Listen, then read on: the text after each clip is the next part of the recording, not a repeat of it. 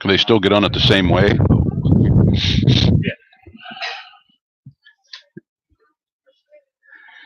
And good evening, everyone. Welcome to JT Flaherty Field in McSherrystown. It is game number 10, bringing down the curtain on the regular season for 2018. And for the 86th time, we will have the Hanover Nighthawks and the Delone Catholic Squires here tonight. I am Eric Lawrence coming at you with Tony Weaver here on DCBN. And Tony, we're on a little bit early tonight because it is senior night for the class of 2019. We'll be recognizing the football players, the band members, the cheerleaders, members of the manager staff for the team. A lot of high emotions here tonight as we close down the regular season. Yeah, we hope the rain holds off. It's mist in here now. We hope the rain holds off to at least seniors get their moment here in the field, because it'd be, their parents put in a lot to send the kids at Delone. They deserve this minute out here in the field. And this senior class for the football team, under Coach Dortman the last 3 years, have brought Delone back to prominence, where they're knocking on the door of districts every year. And this year they broke that door down. They're going to districts next week, and hopefully can rebound from their loss last week to York Catholic here again in the 86th meeting of the Squires and the Hawks. Yeah, and they have a chance to, with a win tonight, it would be the third straight season that the Squires have improved on their win total from the previous year. So not a bad legacy for this senior class to leave, with certainly some football left to be played next week and hopefully beyond. Yeah, definitely next week. It's going to be Upper Dauphin. We know that. We just don't know if it's going to be at Upper Dauphin or here at Delone. That's already decided. The number 1 seed is going to be York Catholic, and looks like number 4, if Steel High would win tonight, they would get that. If Columbia would win tonight and Steel High would lose, then we have to wait for the mysterious total points and see who gets the number 4 seed.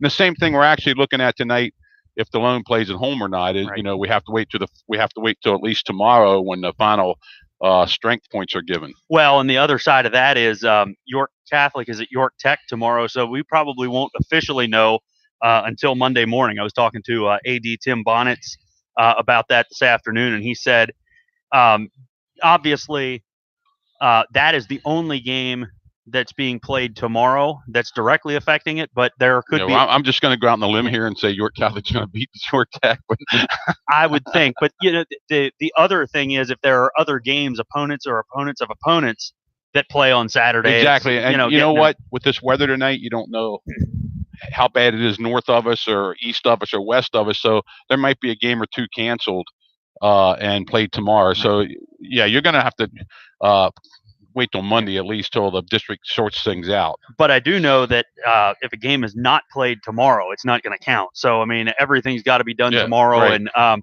so that being said, we have been fortunate enough, and we'll talk about this as we go on tonight. We've been fortunate enough to have an anonymous donor step up and take care of the rights fees that it takes to broadcast a district playoff game for next week. So we will be on the air regardless of where we are, whether it be here at JT Flaherty Field or in in Elizabethville at Upper Dauphin.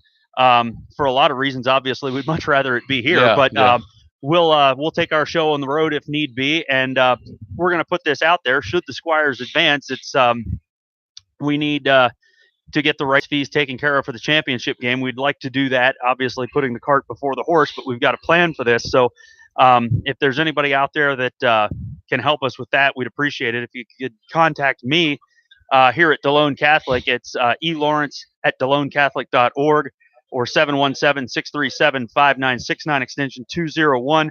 If you can help out, the fee for the championship game is $375. So any or all of that would be appreciated. We've had, as I said, an anonymous donor step up. Next week is taken care of, and so we're excited that, not only is the Squires season going to continue, but ours is too. Yeah, and, that was big for the anonymous donor to do that because we knew next week was there. Now, if some donors step up and want to give for the following week and the Squires don't make it, then, of course, we don't have to worry about it. If they do make it, it's not like the old days where you can give the check in when you go to the game that night. Right. You have to – there's things that the district make you do before you get there, so it's going to have to be taken care of before that. Right. Hopefully we can do as far as the Squires go. Yeah. That's certainly the hope, and we're going to go to Steve. Well, Steve Roth, the PA announcer, is going to announce this, but I'm not sure how much we'll get with that over here. So I'm fortunate enough that Steve let me take pictures of the script, and they're announcing Emma Roeder, who has for the last few years sung the national anthem and alma mater here at JT Flaherty Field. There are 8 seniors in the marching band being honored tonight. There are 8 marching band seniors. Parents Pat and Kim Lowry. They are Samantha Lowry, Tom Martz, Christina Richardson, Devin Souter, Bethany Staub, Emma Steckley, McKenna Topper, and Madison Buckley, who is a member of the color guard and also a football cheerleader. Devin Souter, Richard and Karen Souter. Bethany Staub, parents Anthony and Kimberly Staub. Emma Steckley, parents Anna McIntyre. McKenna Topper, parents Steve and Stacy Topper. Madison Buckley is a member of the color guard and football cheerleader. Parents Michael and Jennifer Buckley. There are 2 other senior cheerleaders, Megan Ashley and Rebecca Wagaman, who have come back. Last year was the first year back with the cheerleaders. The year before, there was not enough interest or active cheerleaders to have a squad. So the fact that they're back here and these 3 cheerleaders have been part of regrowing that program too is very important. Yeah, it was sad to see the interest go down, but it's back up now. There's quite a few cheerleaders. And, I think to give a plug to the alumni, I think the alumni cheerleaders coming in here sparked a little of that. Yeah, well, and the silver lining of that is it sparked the alumni cheerleaders to step up and fill that void, and now it's a homecoming tradition that people really look forward to.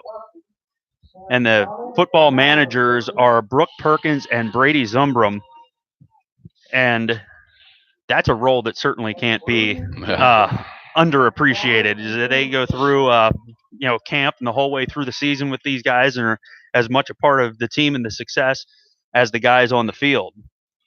And there are 14 senior football players this year.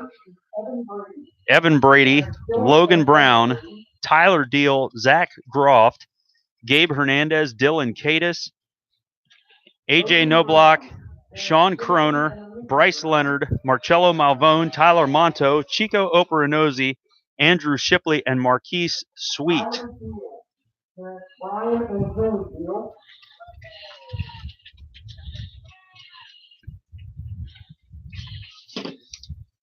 Zachary Groff, there's William and Rebecca Groff.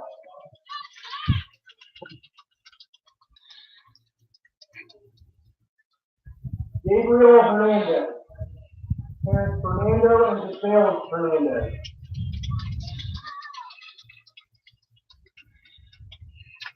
Dylan Cadis, parents Lou Cadis and Rose Cadis.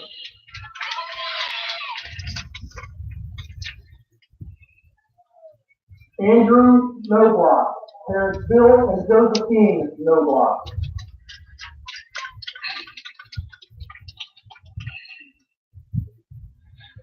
Sean Croner, parents Patty Orzelette Croner.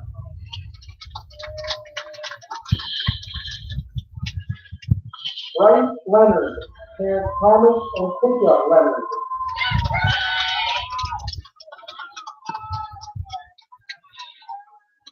Marcello Malverne, parents Armando and Christina Malverne.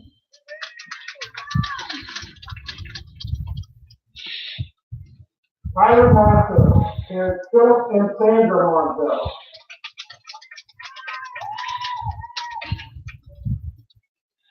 Chico Operanozzi, parents Callie and Joy Operanozzi.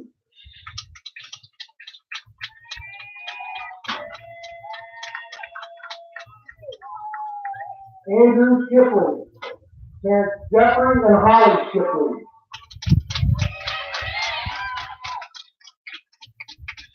and Marquis Creek. Parents Robert and Paula Creek.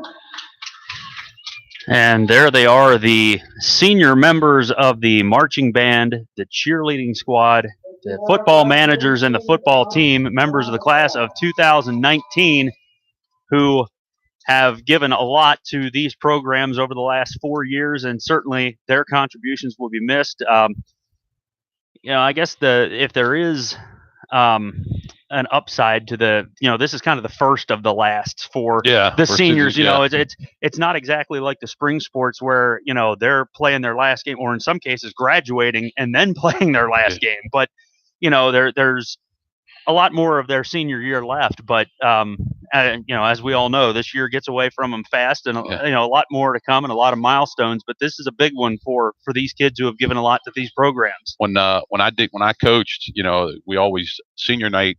I used to stay in the locker room, and I used to tell the sophomores, it's coming for you too, and it'll be here within the blink of an eye. They don't understand how fast this goes, and then it hits them out here. But like you said, a lot of these kids on the football team and even the cheerleaders and stuff have other activities before they graduate. So it's not really the end of the end, but for football it is, and it sort of hits them when they come out here in this field tonight. Yeah, without a doubt. And we will be sticking with you through a long-standing Delone Catholic tradition. The senior players will take their final lap around JT Flaherty Field tonight after the game, and we will be. We're hoping they don't swim around it when the weather is supposedly coming into town here.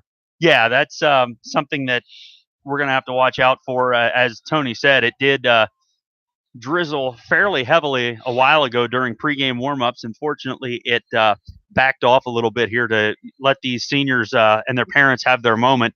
But these teams are going to be potentially fighting bad weather tonight. Yeah, and it's going to come soon too. But the field's in great shape. Looks nice, but I mean, walking across it, it's hard. It's in great shape. I don't think it can really rain hard enough that the field's going to be a factor here till 10 o'clock when this game's over or so. Well, and realistically, I was talking to some people this week, and we've been lucky because we've had forecasts like this for most of the games this year early in the week, and they've all changed. We've had decent nights, maybe a few drops here or there, but it looks like tonight's going to be the first game that might actually be affected potentially by the weather. Yeah, it's certainly not the first Hanover Delone game to be played in the rain. There's been a lot of those, going back to my earliest memory of the Hanover Delone game, 1960. Delone won that 8-6, poured that night. And then when a few times I coached here on both sides, it poured. So, but it just looks like it's sad because it's going to keep the attendance down here. And this game used to be one of the most well-attended games in the area. Yeah, and we should go back. I mean, we said coming on, this is the 86th time that these two programs have met, going back to the Central Catholic versus Eichelberger days in 1934. It's been played every year since then, including twice in 1995. These two teams met in the district semifinals at Red Lion that year, with Hanover getting the win. But it's one of the longest running rivalries in the state of Pennsylvania. Yeah, continuously running rivalry. It's up there like third or fourth, and it's amazing. You remember the Hanover game. I mean, you just remember the Hanover game. I don't care what league you're in. When you play Hanover, you remember that game because your parents know it, your grandparents know it, probably some great parents now. It's just, you don't miss. There's guys that have been at most of them. You just don't miss the Hanover Delone game. Yeah, and I think about this, and from a personal standpoint, my wife's grandfather played in this game, in the 1930s, and my dad played in it with you, and I played in it, and it's one of those things that it's the one game that links all the generations of Delone Catholic football. And the amazing thing about it is, I mean, obviously the Squires weren't in leagues at various times throughout the early years, but this game went on continuously for almost 60 years before they ended up in the same league together. Yeah, and Hanover had their way early on. I mean, they had a 21-6 to whatever lead in the series, and that took a turn there in the late 60s, early 70s, and Hanover wins are sparse now, but I believe me, I coached at Hanover for 7 years, and I know the intensity Delone has for the Hanover Delone game, and it's just as bad. It's just, I shouldn't say just as bad, but they this is their season. That for Hanover, Delone's their season. Well, and this year too. I mean, they what was it? I guess 3 years ago, they were pushing for the playoffs and everything. But right now, for them, they're looking to get to 4-6 on the year, and this is it for the Hanover seniors. So, this is their chance. It's like they say, the throw out the record books rivalry that they can cap their season and make their season really with a win is. tonight. You can throw out the record books. In my second year at Hanover, we finished the season 2-9, and we played a team from Delone that went on to win the district championship. And at the end of the third quarter, the score was 21-6, and we had the ball at the 4. Meaning me, Hanover, right. at the time had the ball on the 4-yard line, and if we score, it's a Delone kid picked the ball off in the end zone, and they ended up beating us 31-6. But they went to the district. We were 2-9. I mean, so when you say throw out the record books, I know it's a cliche, but you can throw out the record books. Yeah, and I mean it's one that, as you say, it's been incredibly one-sided in recent years. Hanover was on a 10-game losing streak, but then picked up a 45-20 win 3 years ago out at Shepherd Myers Stadium, and that was a game where the Nighthawks scored more points in this rivalry than they ever had in over 80 years. Yeah. So it's back on even footing a little bit. The Squires have 2 wins in a row. It's no lengthy winning streak either way right now, and these two teams have played some great knockdown dragouts over the years. Even back in the day when Coach McMaster, who's now on the staff, played, Delone had their way with Hanover, but there weren't any blowouts back in those. Now they're when you get into the 2000s, there's a couple big games Delone won, but the games were always a touchdown 10-point games. No, you're exactly right. I mean, and they were always back before the Squires got into the YAIAA. It was the first game of the season. It was always out at Shepherd and Myers because better parking and all of that. And, there were 5, 8, 10,000 people at this game. And as a little kid, I remember a lot of penalty flags and fumbles because it was week 1. Yeah. But you're right. I remember it being down to the wire, and football was different then. I mean, 28 points in a football game was a lot back then. So it was easier to have them. Yeah. And I remember the Hanover Delone game from my youth because cars would decorate up with red and blue crepe paper, orange and black crepe paper, and start. The games back then weren't till 8 o'clock at night, and by 6 o'clock the streets would be everybody going around blowing their horns. And then after the game, whoever won the game, they would continue that tradition. But like I said, the games didn't start till 8 o'clock back then in those days, and it was always in at Shepherd and Myers, and that just set the tone for the whole season. Yeah, and I remember, being 7, 8 years old going in there, and it just confused me to no end when the Squires were wearing black jerseys on the opponent's field. But it was one of those things. That was the concession. The Squires technically played as the home team in those years, but I remember their PA announcer always saying, "Remember, you are in Nighthawks country." Yeah, Mr. Zinn. That's was right. Mr. Zinn was a PA announcer there for years. But this is the Delone band out there in the field playing now, and it's both schools have shrunk in size since the day, but I still don't think you can underestimate the importance of this game. No, and even for Hanover, it's like you said, the seniors, it's our last game. Delone needs this game to hopefully clinch second place in the districts, even though they have the districts clinched. But like I said, you always remember the Hanover Delone football game your senior year. Yeah, and should mention, since the band is out here, they have been getting progressively better as the season's gone on. They some people may not be familiar, but their role is not just as part of Football Fridays. I mean, they're out competing on Saturdays at band competitions, and their scores have been getting progressively better as the year has gone on, and their championships are coming up, I think, at Hershey Park Stadium. It's either next weekend or the weekend after. I check the website, DeloneCatholic.org, for that information. That's a lot of fun. I've been there myself. My sister was in the band here for 6 years. They were short drummers when she was in junior high, so she got called up to the big leagues, and she was in the band for 6 years. So I traveled with them and saw them, and those competitions are pretty amazing because the talent and the diversity of what they do. I mean, the different bands doing completely different shows. So if you're into music and looking for something to do, or maybe start your Christmas shopping early, I don't know, head over to the outlets at Hershey and catch the You re- band championships, it's a good investment of your day. And you got to give Mr. YAIAA a lot of credit Yeah. because he's been here for a long while, Yeah. and he saw the size, just like the football team, the size of the band has shrunk too. Because let's face it, the enrollment at the school is what you would know better than me, but it's shrunk from when even you were in school. Yeah. So, he does fantastic with the group of kids that he have, and I know they're up behind my house 2-3 nights a week, in the athletic field with the lights on practicing. So they give it all. They give it their all too. Yeah, well, and there's more of them in the band this year than there have been in the last couple of years. And even when it's only been a handful or half a dozen, 10 marching members, they find a way to produce a show that the sound is there. And I mean, they've done amazing things with limited personnel. And the other thing that should be said, I mean, Mr. YAIAA's year doesn't end with marching band. I mean, in 2 weeks, I mean, he's working already on Christmas concerts. So, I mean, he's got the chorus, the jazz band, the concert band.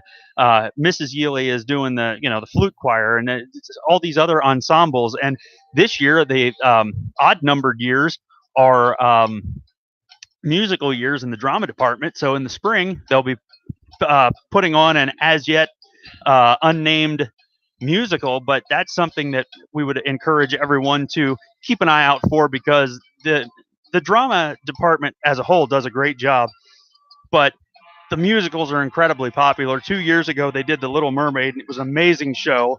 The talent that those kids have, drama and music alike, is really incredible. And I know she was 3 years old at the time. It certainly met her approval. So, definitely a great family outing. Just like you said, Delone, we always talk about the volunteers. One that actually worked here, but then stayed on. We lost him here, Mr. Glessner. Was always around the drama and stuff like that. You like Tom Ryder and the boys are going to stand out there in the pouring rain tonight, keeping the thing. It's just amazing that the school keeps rolling with less and less. And there's never, they don't miss a beat. No, and it's amazing. I mean, you see some people that have been out here doing this for 50, 60, 70 years. I mean, we talk about, names from the past. Guinea Reineman was on the PA for all those years. And we talked about Jim Groff 2 weeks ago, who unfortunately just passed away. But, I mean, he spent 40 years plus doing videotape and field maintenance and everything like that. So it's a lot of good things. The thing about it is, when these people volunteer for Delone, they're here for life until some life something in life happens to take them away from it. I mean, it's amazing. I mean, Donnie Smith down there right under us here, keeping the stats. I mean, he's been doing it since I was coaching here. I mean, that's how long he's been doing it, and he'll keep doing it. I mean, that's just it. Them guys holding the sticks over there, they've been doing that for years and years and years. It's just somebody has to take. There has to be a life experience to take them away from it because they love it so much. In a lot of cases, that is true, and it's we always say that when a new volunteer comes on, be careful, you volunteer for something that's yours for life. But there's a lot of truth to that, and we're so grateful for it because it wouldn't go. And I think about some of these names that you're talking about. They're still here, and I mean, they did this when I was a student and gave me these opportunities. And now they're giving the next generation these opportunities, and we wouldn't be talking about the 86th Hanover Delone game without the people like that have made it go. So we're about 20 minutes from kickoff here on DCBN. The Nighthawks and the Squires getting things ready to roll here, and now that we've kind of addressed some of the pageantry and whatever with the senior night, you talk a little bit about where we are and how we got here, and the Squires are in a position to do something they haven't done in 4 years, which is go to the district playoffs. They haven't won a championship since 2012. Obviously, that's a step down the line. After last week, a couple of things are obviously off the table. A division championship is probably a no-go because York Catholic isn't going to lose to York Tech tomorrow. The undefeated season is a no-go, but the Squires have a shot at a 9-win regular season, and not a lot to hang their heads about. I mean, I don't know if you went to that district game. championships won that weren't undefeated season. Oh, for sure. And they have that in front of them, and that's a possible rematch with York Catholic, which I'm sure they would love. I'm sure they would. I don't know if you were down there. I was down. I went on the road. It was the most bizarre thing. It's the first game I've gone to in probably 8 years where I wasn't in the broadcast booth. But, I was incredibly impressed with the way York Catholic played last Friday night. I thought they just beginning to end, they played incredibly well. And even if the Squires had done some things better, I mean, not turning the ball over 5 times would have been a big help. That really hurt. Fumbling fumbling inside the 20, but when it was nothing. But you know what? And we missed this in our game that we did 2 weeks ago. Andrew Shipley was hurt, and I just thought he wasn't playing because the score was so out of hand. We didn't really see him get hurt, and he's injured and missed last week. He's not going to play tonight. His status for the playoffs are unknown right now, but that was a big loss. He's a two-way. You heard us say his name up here several times this year.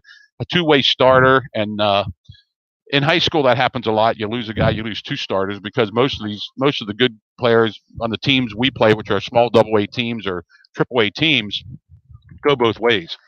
Yeah, and you lose both on both sides of the ball. All that said, though, I don't know that anybody was beating York Catholic the way they played last Friday night. They played error-free ball, and they did a great job. I mean, you got to take the hats off to them. They played well. They beat Delone in every facet of the game, and I'm not sure they're 28 points better at Delone, but that night they were. They sure were. I mean, and I, should the Squires get to the point and be fortunate enough to have a rematch with them, I'm certainly saying York Catholic could definitely win that game, but I don't think they would play. I mean, they may not play that well against anybody the rest of the year. And a little bit of revenge was on their mind. Delone upset them last year, gave them their only loss of the regular season last year, 21-7 down there. Unfortunately, we had to go back down there and play again this year, but I'm not trying to make excuses here. I don't know if it would have been any different on JT Flaherty Field or not, but when we get, if Delone can win tonight and get another home game next week and beat Upper Dauphin, it would look pretty favorable that they might play York Catholic again. That being said, Hanover comes in here with 3-6. Since they got Jacoby back at quarterback, he was hurt a little bit most of the year. Since they got him back, they've been throwing the ball around and scoring some points. And York Catholic beat them 50 couple to 29 or 28 or something like that. So they scored against York Catholic. And last week they beat Biggerville 28-27 by throwing the ball. So I don't think Delone's going to come out here, and I know Coach Zortman don't think so. I don't think they're going to come out here and just roll over Hanover. Hanover's going to give them a battle. Yeah.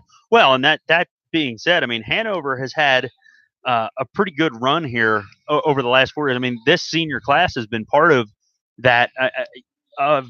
What was it? The previous four seasons, 2011 to 2014. They only won 4 games in that stretch, and since then they had the 9-2 season, made the playoffs a couple of years ago. In 2015, they've been 5-5 the last 2. This season does break the consecutive streak of non-losing seasons, but I mean Hanover has been significantly more competitive than they were for maybe the 10 years before that. Yeah, Brandon Bishop's his first-year head coach here. Bill Riekert gave it up after last year. A couple kids that I coached when I was at Hanover was on the staff over there. Zach Carrick being one of them. Very good kid.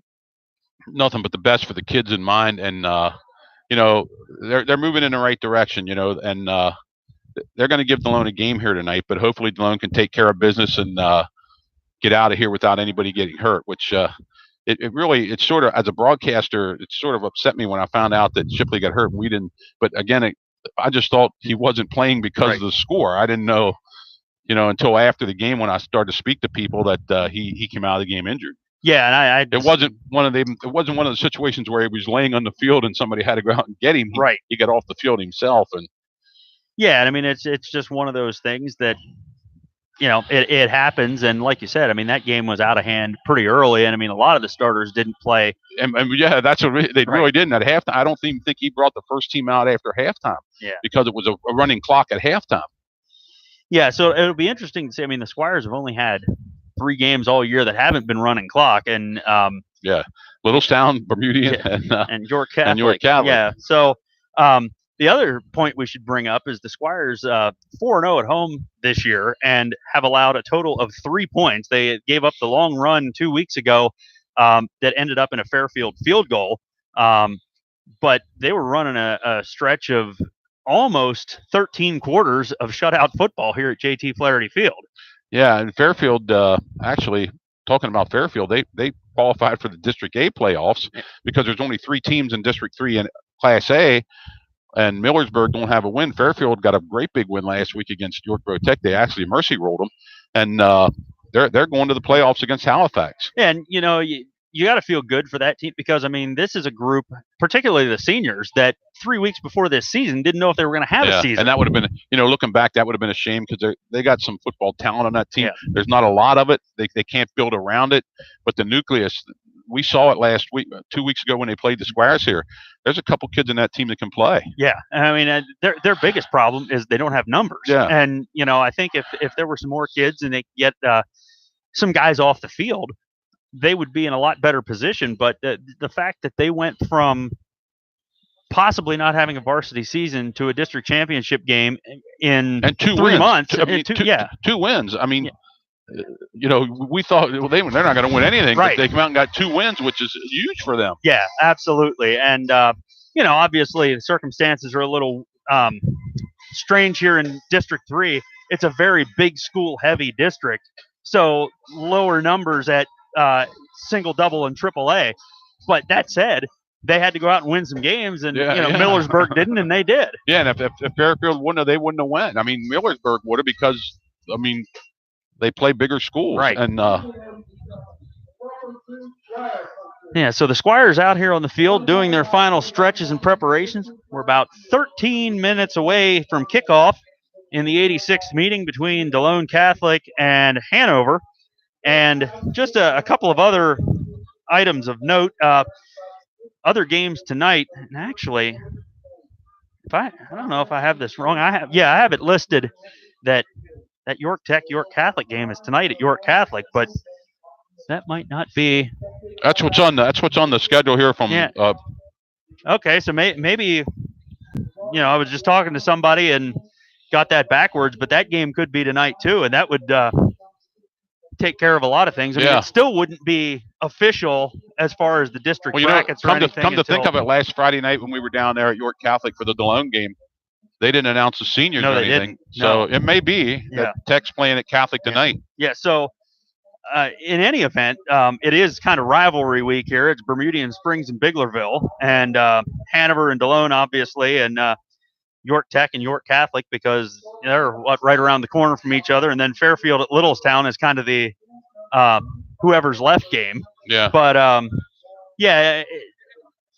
it'll be interesting because it's the top half playing the bottom half tonight, whereas at the upper divisions, there's a lot going on tonight. I mean, there's some big games in Division 1. Yeah, tonight. there is, and actually, Northeastern at New Oxford's a big game for Northeastern. Not as big for New Oxford, although New Oxford's been playing really good football this year. They got 3 wins, which after 2 years of not winning anything. Yeah, they've been much more competitive, and they're under a new coach up there, and be good for the league and for the community to see them turn it around a little bit too.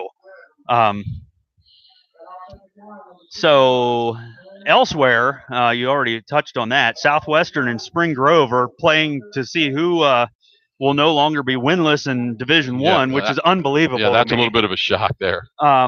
York Suburban is at Susquehannock tonight, and Greencastle Antrim at Gettysburg. That is a non-league game. There's an odd number of teams in Division 2. So Gettysburg already sewed up Division 2 and the playoffs, by the way.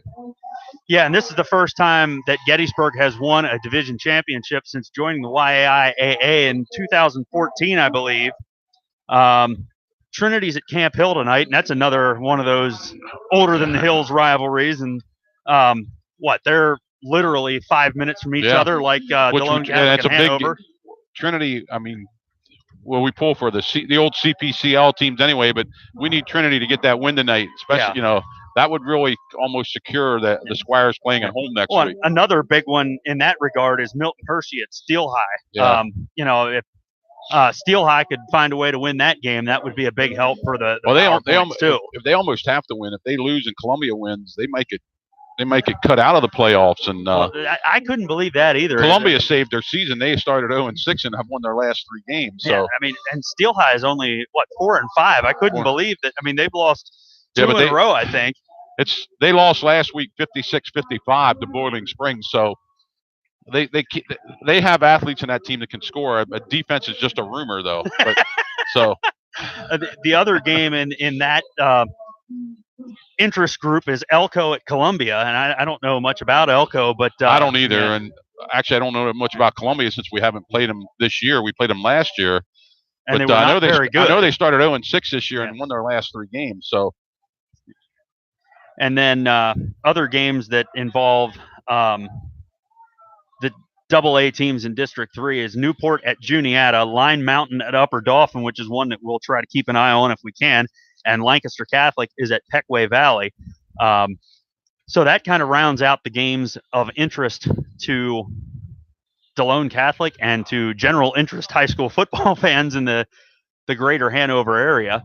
And it looks like we are getting about ready to for get the toss of the coin of the national started anthem here for the national anthem and the alma mater. So and it looked, I can't see any rain out there right now, but it's got to be knocking on the door. Yeah, and it's a pretty good chance that it's going to be pretty windy tonight too, from what I understand. So it's when the front hits. But right now the wind's not really that bad. Weather could definitely be a factor in this game, though, as we go. And at this time, we're going to turn it over to the Delone Catholic Marching Band and Senior Emma Roeder for the national anthem and the alma mater.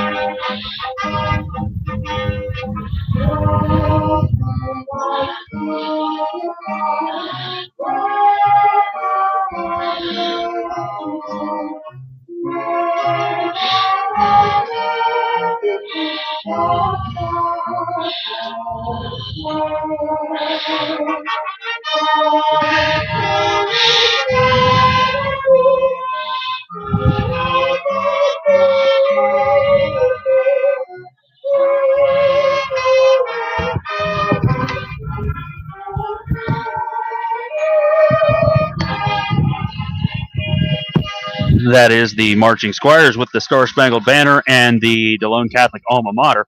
One other thing I want to touch on before I forget to do it. Tonight is the last night as the Delone Catholic athletic trainer for Jen Sherdell, who has been in that role for 15 years, not just for football, but for all sports. And we certainly would be remiss if we didn't acknowledge the time, the effort, the dedication that she's put in so many ways. She is going to be greatly missed, and wish her well in her next endeavor, but taking care of a lot of student athletes in 15 years. Yeah. And I think Delone won the toss, but we're going to have to wait and see here. I don't know. You think Coach Zortman will take the ball since the weather might deteriorate here? I don't know. I don't know. I'm trying to get in the mind of a football coach is an impossible task. So, well, Delone did win the toss. And they won the ball. Receive. That's what I thought. Okay. You know, I thought they won the toss down there before the game, and Corey played quarterback for me, so I know he wants to get some points on the board here before things start happening here with the weather. Well, and how do you as a coaching staff prepare for, obviously we've had some bad forecasts this year that haven't materialized, but it looks like that's going to be an issue. So how do you prepare for bad weather, wet ball? Yeah, you can do. Everybody plays with a wet ball. You just have a bucket of water there and you stick it in. But you just have to focus more. I mean, they can't let this. They should beat Hanover, but they can't let that enter them. They have to hold the ball. They got to put both hands around it, and you stress that during the week. And I'm sure Coach Zortman's been doing that. And I'm almost positive they talked about this scenario taking the ball here, even though he's like me. I like having that ball coming out at halftime, but as you said, here at home, that really hasn't been an issue this year. Number 73, Brady Knoll, is a freshman, 6 foot 215. He'll tee it up for the Nighthawks, and Logan Brown and Mason Clayball are deep for the Squires to return it. Squires will be going west to east from the Moose to the school, and we are about to get underway for the 86th time. Hanover and Delone Catholic short squib kick, and it's going to go out of bounds about the 20-yard line, so Squires will have good field position to get things started. They wanted no parts of Brown or Clayball getting that ball, and that was obvious. So I think we get it on a 40 or 35. Where do they place it here in high school? 30. I watched too much college ball on Saturday. It's going to be up here at the 40. I think they're going to mark it. Or Delone's going to make them kick it over, maybe. Looks that way. Wow. So Hanover will back it up to the 35 and kick it again. Corey, I'd have took it at the 40, but I guess they want Brown to get it. Now you got to watch for the onside kick, Hanover. And maybe a little gamesmanship in a rivalry game too. Yeah. Well, I saw this kid kick before. He has a big foot on him. So Brady Knoll to kick off again for the Nighthawks. And this time it's going to be a line drive kick, and it's bounces up. Mason Clayball fields it on the run at the 7, cuts it back. He's looking for the outside, and nice job out there by number 85. That's Michael Manettos. Good open field tackle to put the Squires in a much worse field position than they would have had. Great kick. It hugged the line. It hugged the line here. Did not go out of bounds, and Delone gives up 23 yards of field position here by making Hanover kick the ball over again. Which I would assume is what he was going for the first time and just didn't get it. Exactly, yeah. It was a bunt that went foul. Yeah. So now the Squires take over 1st and 10 from their own 17-yard line. Brady sends no block in motion, and it's going to be a give to Brown around the right end, cuts it back up, and he's got a couple. Wrestled down there by number didn't catch that, number 88? 88 or 84, I'm not positive. It might have been 84. And if it was 84, it was Devin Bobb. I think 64, I'm sorry. Hunter Milner.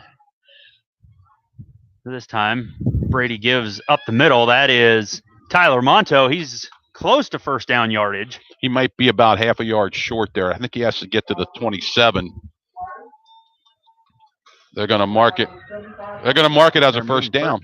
First down for the Squires. So field markings beautifully. They could tell the 27 and talking to some of the field maintenance volunteers earlier, and for the first time for most of the year, they had some dry weather this year and were able to put the numbers on the field. So hopefully that'll help us too.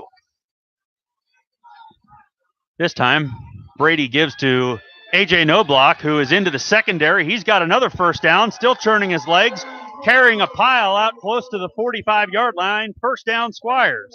Nice run by Knobloch there. Turned it up where you're supposed to on the wing T sweep, and got a lot of help from his friends there behind him. Yeah. He's like a jack of all trades this year for this team. Plays a lot of defensive positions. He has maybe 50 carries on the year, but. And going to keep it on the ground. This time it's Brown again. He's looking for the left end. He's got it. He's into Nighthawk territory.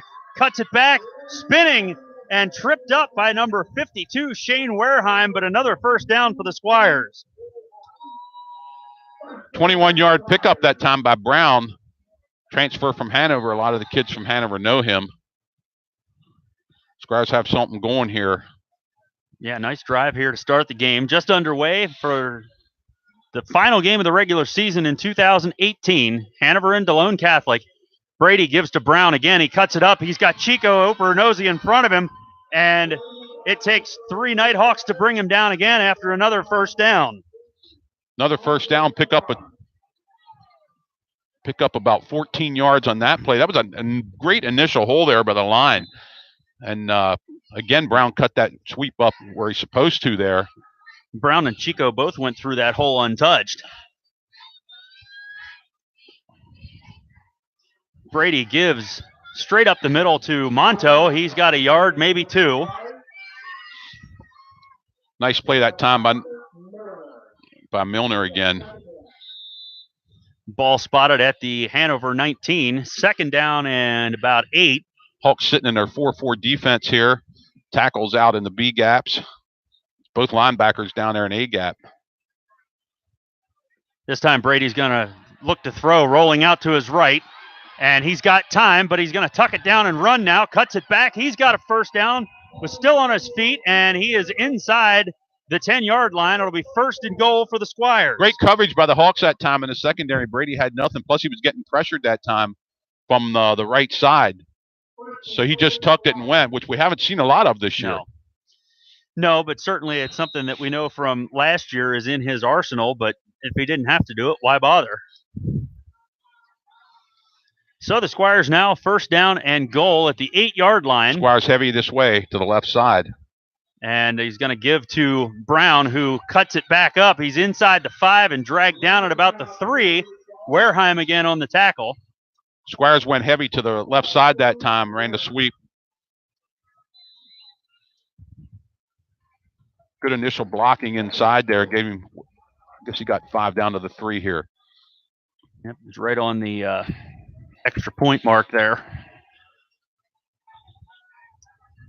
And then we're going to have a flag there. Yeah. Man moved early, so the 5 that he gained, they'll give back, and it'll be second down and goal from the 8-yard line. Do you think that was our wing? Hernandez jumped a little bit there early.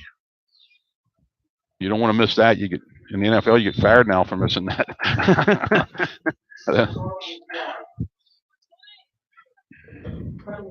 So that takes away the initial 5 yards that they gained on Monto's up the middle run. And maybe it's just a way to run up the stats, too.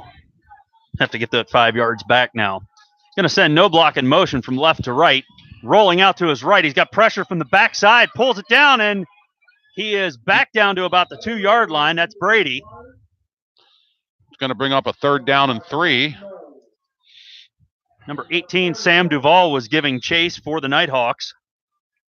The 6'3" senior.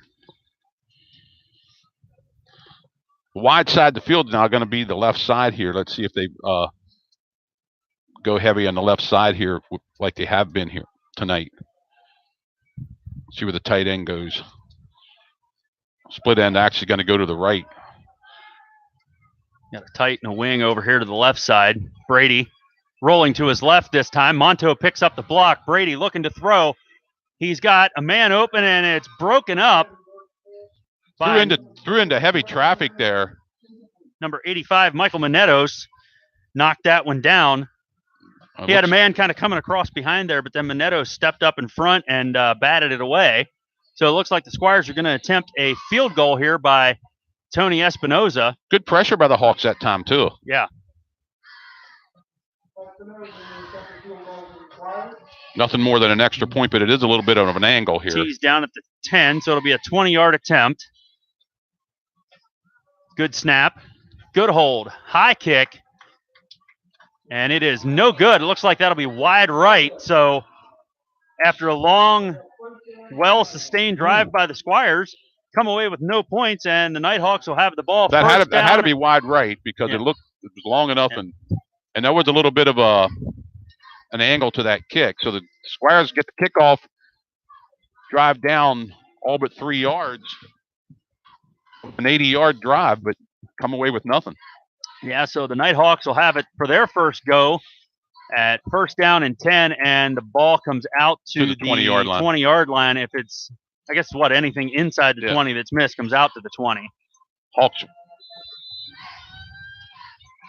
they didn't have enough guys in the field. Now they do. Looks like they're going to spread it out here and run some kind of a special play. I still don't think they have enough guys in the field. They only have 9 guys out there. They're going to have to use a timeout. And so it'll be a timeout for Hanover. Some of their interior linemen didn't get out there, or they were going to run some kind of a special play. Yeah. On the first play of their offensive series here. Which, if you're trying to catch the Squires by surprise, that's probably not the way you want to do it. Well, yeah, and that's exactly what they were going to do because they had